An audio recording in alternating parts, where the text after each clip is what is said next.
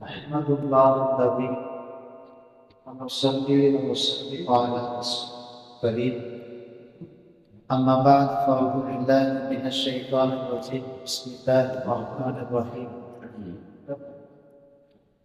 يا قوم استغفروا ربكم ثم توبوا إليه يرسل السماء عليكم مدرارا ويزيدكم قوة إلى قوتكم ولا تتولوا مجرمين صدق الله مولانا العظيم وصدق رسوله النبي الكريم ونحن على ذلك من الشاهدين والشاكرين والحمد لله رب العالمين. கண்ணியத்திற்கும் மிகுந்த மரியாதைக்கும் உரித்தான இஸ்லாமிய பெரியோர்களே, சகோதரர்களே, சிறார்களே, தாய்மார்களே, உங்கள் அனைவருக்கும் அஸ்ஸலாமு அலைக்கும் வரஹ்மத்துல்லாஹி வபரகாத்துஹு. அன்பிற்கினிய அல்லாஹ்வின் நல்லடியார்களே, அல்லாஹ்வுடைய அளவற்ற கிருபையால் இன்றைக்கு 10வது நாள் தராவீகை நாம் எல்லாம் நிறைவேற்றிவிட்டு இங்கே அமர்ந்திருக்கிறோம். எல்லாம் வல்ல அல்லாஹ் ஜல்லஷானுஹு வ தஆலா எஞ்சி இருக்கக்கூடிய நாட்களையும் முறையாக தராவீஹ் தொழுது மற்ற எல்லா நல்லமல்களையும் செய்யக்கூடிய பாக்கியத்தை தந்தர் புரிவானார். அன்பிற்கினியவர்களே, இன்றைக்கு சூரா ஹூத், சூரா யூசுப் ஆகிய 2 சூறாக்கள் ஓதப்பட்டிருக்கிறது. சூரா ஹூதுடைய பெரும்பகுதி இன்றைக்கு தராவீஹிலே ஓதப்பட்டிருக்கிறது. சூரா ஹூதிலே அல்லாஹ் ஜல்லஷானுஹு வ தஆலா பல்வேறு நபிமார்களினுடைய வரலாறுகளையும் அவர்களுடைய உம்மத்தினர்கள் அளிக்கப்பட்ட செய்திகளையும் நிறைய பேசுகிறார். ஹஸரத் நூஹ் அலைஹிஸ்ஸலாமுடைய கூட்டம் அளிக்கப்பட்ட செய்தி, ஹஸரத் சுஹைப் அலைஹிஸ்ஸலாம் அப்படின்னு ஒரு நபி இருந்தார், அவங்களுடைய கூட்டத்தார்களுக்கு அஸ்ஹாபு மதியன் என்று சொல்லப்படும், அவர்கள் அளிக்கப்பட்ட வரலாற்று செய்தி, லூத் அலைஹிஸ்ஸலாமுடைய கூட்டம் அளிக்கப்பட்ட அந்த செய்திகள், ஹஸரத் சாலிஹ் அலைஹிஸ்ஸலாமுடைய கூட்டத்தார்கள் சமூது கூட்டம் அவங்க அளிக்கப்பட்ட வரலாறு, அவர்களுடைய நபியோடு பேசிய அந்த பேச்சு, ஒரு மலையில இருந்து ஒட்டகம் வரணும்னு கேட்டாங்க, அப்படி அந்த ஒட்டகம் வந்ததற்கு பிறகு அல்லாஹ்வுக்கு மாறு செய்தார்கள். ஹஸரத் ஹூத் அலைஹிஸ்ஸலாமுடைய கூட்டத்தார்கள் ஆது அப்படின்னு சொல்லி ஒரு கூட்டம், இவங்க எல்லாரும் அழிக்கப்பட்ட வரலாற்று நிகழ்வுகளை அல்லாஹ் ஜல்லஷானுஹு வ தஆலா இந்த சூரா ஹூதிலே சொல்லுகிறார். இந்த உலகத்துல நடந்த அதாபுகளை தாண்டி மறுமையினுடைய பல்வேறு அதாபுகளும் இந்த சூரா ஹூதிலே சொல்லப்பட்டிருக்கிறது. அதனாலதான் சூரா ஹூத் சம்பந்தமாக ஹதீஸிலே வருகிறது, ஹஸரத் அபூபக்கர் ரலியல்லாஹு அன்ஹு அவர்கள் நபிகள் நாயகம் ஸல்லல்லாஹு அலைஹி வஸல்லம் அவர்களுடைய தலையில் ஒரு சில நரை முடிகள் வந்துவிட்டது.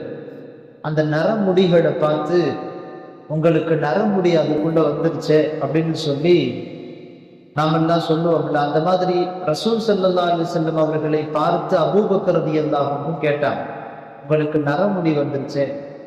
இப்ப ரசூல் ஸல்லல்லாஹு அலைஹி வஸல்லம் அந்த நேரத்தில் சொன்ன செய்தி ஹதீஸுடைய கிதாபுகளில் இருக்கிறது, ஷய்யபத்னி சூரத்து ஹூத், ஹூத் சூரா என்னை கிழவனாக ஆக்கிவிட்டது, என்னுடைய முடியை நரைக்க செய்து விட்டது அப்படின்னு ரசூல் ஸல்லல்லாஹு அலைஹி வஸல்லம் சொன்னாங்க. ஏன் அப்படின்னு சொன்னா, இந்த சூறாவிலே நிறைய அதாபுகளை குறித்து அல்லாஹ் பேசுகிறார். நிறைய அதாபுகள் பற்றி பேசப்படுகிற இந்த சூரா இறங்கியதற்கு பிறகு அந்த கவலையினுடைய தாக்கம், நான் வயோதிகனாக காட்டப்படுகிறேன் என்றார்கள் நபிகள் நாயகம் ஸல்லல்லாஹு அலைஹி வஸல்லம். அப்படிப்பட்ட இந்த சூறாவில் அல்லாஹ் நிறைய செய்திகளை சொல்றான். அதுல ஹூத் நபி அவர்களுடைய சமூகத்தார்களை பார்த்து சொன்ன ஒரு செய்தியை அல்லாஹ் இங்கே குறிப்பிடுகிறார். அவங்களுடைய கூட்டத்தார்கள் ஆது கூட்டம், நமக்கு வரலாறு தெரியும், இதுக்கு முன்னாடி கூட சொன்னேன், அவர்கள் தங்களுடைய கைகளாலே மலைகளை குடைந்து வீடு கட்டி கொள்வார். ஆஜாபாகுவான் உடம்பு பார்க்கறதுக்கு ஆளு நீளமா இருப்பாங்க, 6 அடிலாம் இல்லை, 60 அடி இருப்பாங்க. அந்த மாதிரி மலையை குடைந்து அவர்கள் வீடு கட்டக்கூடிய அளவுக்கு சக்தி பெற்றிருந்த அந்த சமூகத்தை பார்த்து ஹஸரத் ஹூத் அலைஹிஸ்ஸலாம் அவர்கள் ஓரிரை கொள்கையின் பக்கம் அழைக்கிறார். நீங்க அல்லாஹ்வை வணங்குங்க, உங்களிடத்துல நான் எந்த கூலியையும் கேட்கவில்லை, ஓரிரை கொள்கையை உங்களுக்கு சொல்லுவதற்கு வந்திருக்கிறேன், வஅபுதுல்லாஹ் அப்படின்னு அவங்கள்ட்ட எடுத்து எவ்வளவோ சொல்றாங்க. அவர்கள் கேட்பதாக இல்லை. அவர்களுடைய வரம்பு மீறலுக்கு பின்னால ஹஸரத் ஹூத் அலைஹிஸ்ஸலாம் அந்த சமூகத்தை பார்த்து சொன்ன ஒரு செய்தியை அல்லாஹ் குர்ஆனில் சொல்லுகிறான். யா கௌமி இஸ்தக்ஃபரு ரப்பக்கும், என்னுடைய கூட்டமே நீங்கள் அல்லாஹ்விடத்திலே பாவ மன்னிப்பு தேடுங்கள். நீங்க உங்களுக்கு அல்லாஹ் நிறைய நியமத்துகளை கொடுத்திருந்தான். அந்த நியமத்துகளை எல்லாம் நீங்கள் புறக்கணித்து விட்டு அல்லாஹுவுக்கு மாறு செய்து வாழ்ந்து கொண்டிருந்தீர்கள். எனவே அல்லாஹுவுக்கு நீங்கள் மாறு செய்த காரணத்தால் இறைவனிடத்துல இஸ்திக்ஃபார் செய்யுங்கள், சும்ம தூபு இலைஹி, பிறகு அல்லாஹ்ட்ட தௌபா செய்யுங்கள் அப்படின்னு சொல்லிட்டு ஹஸரத் ஹூத் அலைஹிஸ்ஸலாம் அவர்கள் சொன்ன ஒரு செய்தியை அல்லாஹ் குர்ஆன்ல பதிவு செய்கிறான். அப்படி நீங்க இஸ்திக்ஃபார் செஞ்சு தௌபா செஞ்சு மீண்டு வந்தீங்கன்னா யுர்சிலிஸ் ஸமா அலைக்கும் மித்ராரா, அந்த கூட்டத்துக்கு அந்த நேரத்துல குறிப்பிட்ட அந்த சமயத்தில் மழை இல்லாமல் ஒரு பஞ்ச நிலை இருந்தது. அப்போ இஸ்திக்ஃபார் செய்யுங்க, அல்லாஹ் பக்கம் மீண்டு வந்துருங்கன்னு சொல்லி அவர்களை சொல்லிவிட்டு அப்படி நீங்க செஞ்சீங்கன்னா உங்களுக்கு அல்லாஹ் வானத்திலிருந்து மழை பொழிய வைப்பான். வயஸிதுக்கும் குவ்வத்தன் இலா குவ்வத்திக்கும், உங்களுடைய சக்தியை மென்மேலும் அல்லாஹ் அதிகப்படுத்துவார். உங்களுடைய சக்தி இதுவரைக்கும் நீங்க மலைகளை குடைஞ்சி வீடுகளை அமைத்து கொண்டிருந்தீர்கள், இதுக்கு மேலேயும் அல்லாஹ் இந்த இஸ்திக்ஃபாரின் மூலமாக சக்தியை கொடுப்பா அப்படின்னு சொல்லி ஹஸரத் ஹூத் அலைஹிஸ்ஸலாம் அந்த கூட்டத்தை பார்த்து சொன்னார். இப்போ அந்த கூட்டத்துக்கு சொல்லப்பட்ட செய்தியா இருந்தாலும் அல்லாஹ் குர்ஆன்ல இந்த ஆயத்தை பதிவு செய்யறான். இப்ப இந்த ஆயத்திலிருந்து நாம ஒரு செய்தி புரிகிறோம். இஸ்திக்ஃபாரின் மூலமாக அல்லாஹ் ஜல்ல ஷானுஹு வ தஆலா நமக்கு ஏற்பட்டிருக்கக்கூடிய கஷ்டங்களை நீக்குகிறான். ஹதீஸ்லயும் வருதுல, ஏதாவது ஒரு பாவம் பரவலாகி விடுகிற போது அல்லாஹ் கஷ்டத்தை கொடுக்கிறான். அந்த கூட்டம் பாவ மன்னிப்பு தேடுகிற போது அந்த கஷ்டத்தில இருந்து அந்த கூட்டத்தை அல்லாஹ் விலக்குகிறான். மென்மேலும் அவனுடைய நியமத்துகளை அதிகப்படுத்துகிறான். இப்ப இஸ்திக்ஃபாரினுடைய முதல் பலன் என்றால் அல்லாஹ் நமக்கு நம்முடைய முசீபத்துகளை நீக்கி அவனுடைய நியமத்துகளை அதிகப்படுத்துகிறான். இப்ப இஸ்திக்ஃபார் அப்படின்னு சொன்னா என்ன, அதுக்குள்ள போறதுக்கு முன்னால ஒரு முன்னுரையாக ஒரு சில செய்திகள். பொதுவாக இந்த உலகத்தில் மனிதன் என்பவன் பாவம் செய்கிற அந்த பக்குவ நிலையில் தான் படைக்கப்பட்டிருக்கிறான். மனுஷன் அப்படின்னா அவனிடத்திலே பாவங்கள் என்பது நிகழும். ஆனால் மனிதன் பாவம் செய்துவிட்டு அந்த பாவத்தில இருந்து மீள வேண்டும் என்பதை அல்லாஹ் விரும்புகிறான். பொதுவாக ஒரு பாவத்தை ஒருத்தன் செஞ்சிட்டான்னு சொன்னா அந்த பாவத்தில் நிலைத்திருப்பதை அல்லாஹ் விரும்புவதில்லை. சின்ன பாவமாயிருந்தாலும் பெரிய பாவமாயிருந்தாலும் அந்த பாவத்தில இருந்து இவன் விலகிவிட்டு அதற்கான பரிகாரங்களை தேடுவதை அல்லாஹ் விரும்புகிறான். பொதுவாக அல்லாஹ்ட்ட தான் ஒரு பாவம் செஞ்சிட்டோம்னு சொன்னா அந்த பாவத்துக்கு பாவ மன்னிப்பு கேட்கணும். ஹதீஸுகளின் வழியாக ஆயத்துகளின் வழியாக பார்க்கிற போது ஒருத்தன் ஒரு பாவத்தை செஞ்சிட்டா அந்த பாவத்தில இருந்து தன்னை மீட்டிக் கொள்ளுவதற்கு என்னென்ன வழிகள் எல்லாம் இருக்கிறது என்பதை பார்க்கிற போது முதல் வழி ஆயத்துல வருது. ஒரு ஆயத்துல இன்னல் ஹசனாத் யுஸ்ஹிபுன ஸய்யிஆத், உங்களுடைய பாவங்களை உங்களுடைய நன்மைகள் போகும்.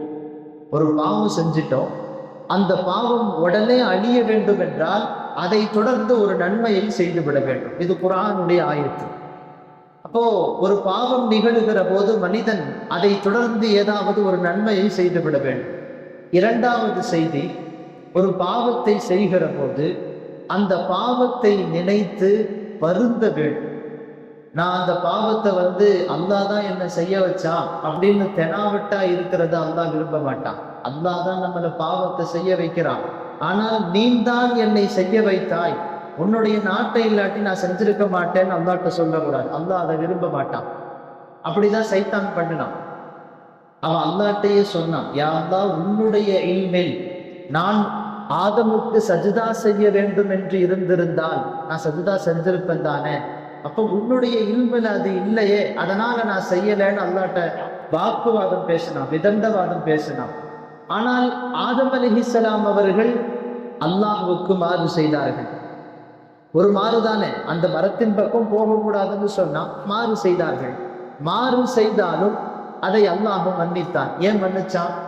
இந்த உலகத்திற்கு வந்ததற்கு பின்னால் சுமார் 300 ஆண்டு காலங்கள் அவர்களுடைய நாவுகளிலே வந்து கொண்டிருந்த ஒரே வார்த்தை ரப்பனா தலம்னா அன்புசனா, யா அல்லாஹ் எங்களுடைய நஃப்ஸுக்கு, ஆதம் அலைஹிஸ்ஸலாம் அவங்களும் ஹவ்வா அலைஹிஸ்ஸலாம் 2 பேர்த்துக்கும் சேர்த்தே அந்த துவாவை செய்யறாங்க, நாங்கள் எங்களுடைய நஃப்ஸுக்கு அநீதம் இழைத்துக் கொண்டோம். அல்லாஹ் அதுதான் விரும்புறான். நான் என்னுடைய நஃப்ஸுக்கு அநீதம் இழைத்துக் கொண்டேன். சுருக்கமா சொல்லணும்னா, நான் ஒரு பாவத்தை செஞ்சேன்னு சொன்னா அந்த பாவத்தை இறைவனிடத்தில் முறையிடுவதை அல்லாஹ் விரும்புகிறான். நான் பாவிதான், நான் பாவம் செய்து விட்டேன் என்று அல்லாஹ்ட்ட ஒப்புக்கொண்டு சரணடைந்து விட வேண்டும் என்பதை அல்லாஹ் விரும்புகிறான். ஆதம் அலைஹிஸ்ஸலாமுடைய விஷயத்திலையும் அதுதான் நடந்துச்சு. ஹஸரத் யூனுஸ் அலைஹிஸ்ஸலாம் அவங்களும் அந்த கூட்டத்தில இருந்து அல்லாஹ்வுடைய அனுமதி இல்லாம வெளியில வந்தாங்க. வந்ததற்கு பின்னால் மீன் வயிற்றுக்குள்ளே போனார்கள். மீன் வயிற்றுக்குள்ள போன பின்னால அவங்களுக்கு அவங்களுடைய துஆ குர்ஆன்ல வருதுல, லா இலாஹ இல்லா அன்த சுப்ஹானக இன்னி குன்து மினல் ஸாலிமீன். யா அல்லாஹ் உன்னை தவிர வேற எந்த இலாஹும் இல்லை, நீ பரிசுத்தமானவன். இன்னி குன்து மினல் ஸாலிமீன், நான் அநீதம் இழைக்கக்கூடியவர்களில் ஆகிவிட்டேன், என்னுடைய நஃப்ஸுக்கு நான் அநீதம் இழைச்சுக்கிட்டேன் அப்படின்னு தன்னுடைய பாவத்தை இறைவனிடத்திலே ஒப்பிட்டார். அல்லாஹ்ட்ட ஒப்படைச்சிட்டார். யா அல்லாஹ் நான் பாவம் செஞ்சவன் தான் என்று தன்னை சரணடைகிற அந்த சூழ்நிலையை அல்லாஹ் விரும்புகிறான். அந்த கை சேதப்பட்டு அந்த பாவத்தை அல்லாஹ்ட்ட முறையிடுறது அல்லாஹ் விரும்புகிறான். எனவே பாவம் செய்ததற்கு பிறகு அந்த பாவத்தை இறைவனிடம் ஒப்புக்கொண்டு என்னை மன்னித்து விடு என்று கேட்க வேண்டும். 3வது அல்லாஹ்ட்ட தௌபா செய்யணும். தௌபா அப்படின்னு சொன்னா அந்த பாவத்தை இனிமேல் நான் செய்ய மாட்டேன் என்கிற மன உறுதியோடு அந்த பாவத்தை வெறுத்த நிலையில் அந்த பாவத்தில இருந்து பாவ மன்னிப்பு தேடுறது. தூபு இலல்லாஹி தௌபத்தன் நசூஹா, அல்லாஹ் குர்ஆன்ல சொல்றான். இறைவனிடத்திலே நீங்கள் பரிசுத்தமான தெளிவான தௌபாவை தேடுங்கள். தூபு இலல்லாஹி தௌபத்தன் நசூஹா, அந்த தௌபாவை அல்லாஹ் விரும்புறான். 4வது விஷயம், ரொம்ப முக்கியமான விஷயம், அதிகமாக இஸ்திக்ஃபார் ஓதுறது. நம்முடைய பாவங்களுக்கான பரிகாரம் என்பது நபிகள் நாயகம் ஸல்லல்லாஹு அலைஹி வஸல்லம் அவர்கள் நமக்கு சொல்லி தந்தது. அதிகமா இஸ்திக்ஃபார் ஓதிட்டே இருக்கும். தௌபாவுக்கும் இஸ்திக்ஃபாருக்கும் ஒரு சின்ன வித்தியாசம் இருக்குது. என்னன்னா, தௌபா அப்படிங்கிறது பாவம் செஞ்ச பின்னாலதான் தௌபா அப்படிங்கிறது வரும். தௌபா என்பது பாவத்திற்கு பிறகு. பாவம் செய்யாம ஒருத்தன் தௌபா செய்ய வேண்டிய அவசியம் இல்லை. ஆனால் இஸ்திக்ஃபார்ங்கிறது அப்படி இல்லை. பாவமே செய்யாவிட்டாலும் இஸ்திக்ஃபார் ஓதிக்கிட்டே இருக்கலாம். எனவே தான் நபிகள் நாயகம் ஸல்லல்லாஹு அலைஹி வஸல்லம் சொன்னாங்க, இன்னி அஸ்தக்ஃபிரு ரப்பி ஃபீ குல்லி யௌமின் 70 மர்ரா. ரசூலுல்லாஹ் சொல்றாங்க, நான் 70 தடவைகள் என்னுடைய ரப்பை ஒவ்வொரு நாளும் இஸ்திக்ஃபார் செய்கிறேன். ரசூலுல்லாஹ் என்ன பாவம் செஞ்சாங்க? நபிகள் நாயகத்தை பற்றி ஹதீஸிலே வருகிறது, அல்லாஹ் சொல்லுகிறான், முன்னால உள்ள பாவம் பின்னால உள்ள பாவம் எல்லாம் மன்னிக்கப்பட்டு விட்டார். பரிசுத்தமாக இருக்கிற நபிகள் நாயகம் ஏன் 70 தடவை இஸ்திக்ஃபார் செய்தார்கள்? பாவம் செய்யாமலும் இஸ்திக்ஃபார் செய்யலாம். இஸ்திக்ஃபார் என்பது பாவம் செய்கிற போது, பாவம் செஞ்சுட்டு செய்யும் போது அந்த பாவத்திலிருந்து அது நம்மளை பாவ மன்னிப்பு தேடுறதுக்கான ஒரு வழியா இருக்கும். பாவமே செய்யாம இஸ்திக்ஃபார் செய்யும் போது நம்முடைய அந்தஸ்துகள் உயர்வதற்கு அது காரணமாக இருக்கும். அதனால இந்த ஆயத்தில இருந்து நாம் எடுக்க வேண்டிய மிக முக்கியமான செய்தி இஸ்திக்ஃபார், இறைவனிடத்தில் பாவ மன்னிப்பு தேடுதல். மஃபிரத் அப்படின்னு சொன்னா பாவ மன்னிப்பு அப்படின்னு அர்த்தம். இஸ்திக்ஃபார் என்றால் பாவ மன்னிப்பு தேடுதல் என்று பொருள். இந்த ரமலானுடைய 10 நாள், ரஹ்மத்துடைய 10 நாள் முடிஞ்சு மஃபிரத்துடைய 10 நாளை நாம் எல்லாம் எதிர்நோக்கி போய் கொண்டிருக்கிறோம். எப்படிதான் போச்சுன்னு தெரியல. 10 நாள் முடிச்சு போச்சு. 12.5 ஜுஸு குர்ஆனும் முடிஞ்சிருச்சு. இனி இருக்கக்கூடிய காலங்களை நாம் எப்படி பயன்படுத்துகிறோம் என்பது ரொம்ப முக்கியம். ஏன்னா நாம அடிக்கடி கேள்விப்படுற அந்த வரலாறு, நபிகள் நாயகம் ஸல்லல்லாஹு அலைஹி வஸல்லம் மெம்பர்ல ஏறும்போது 3 தடவை ஆமீன் ஆமீன் சொன்னாங்க. அதுல ஒரு துஆ, ஜிப்ரீல் அலைஹிஸ்ஸலாம் அவர்கள், யாருக்கு உங்களுடைய உம்மத்தில் ரமலானுடைய மாதம் கிடைத்து அவர்கள் தங்களுடைய பாவத்தினுடைய பாவ மன்னிப்பை பெற்றுக்கொள்ளவில்லையோ அவர்களுக்கு நாசம் உண்டாகட்டும். ஹஸரத் ஜிப்ரீல் அலைஹிஸ்ஸலாம் துஆ செய்ய மிம்பர்ல ஹஸரத் ரசூல் ஸல்லல்லாஹு அலைஹி வஸல்லம் ஆமீன் சொன்ன துஆ அது. அல்லாஹ் நம்மளை அதிலிருந்து பாதுகாக்கணும். வரக்கூடிய இந்த மக்ஃபிரத்தினுடைய பத்திலே எஞ்சி இருக்கக்கூடிய இந்த ரமலானுடைய காலங்களில் அந்த மக்ஃபிரத்துக்கான வழிகளை தேட வேண்டும். அதிகமாக இஸ்திக்ஃபார் ஓதணும். சய்யிதுல் இஸ்திக்ஃபார்னு உங்களுக்கு ரசூலுல்லாஹ் அதிகமாக ஓதுன இஸ்திக்ஃபார் கிதாபுகளில் துஆவுடைய கிதாப்